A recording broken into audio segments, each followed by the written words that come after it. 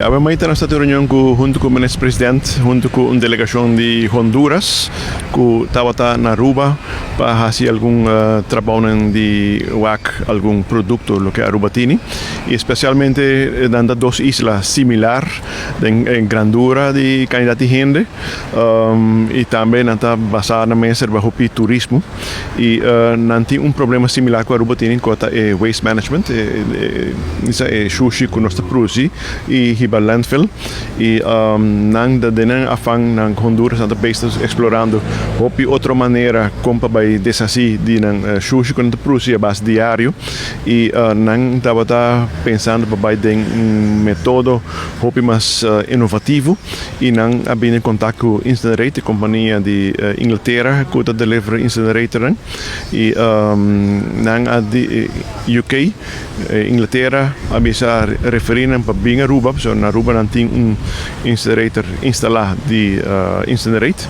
e para mim o com esta traja e na bem naquela roupa satisfeito com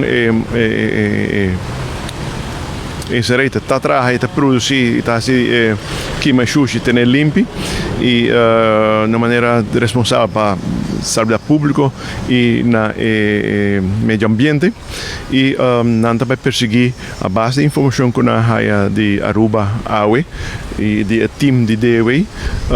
que está operar incinerator que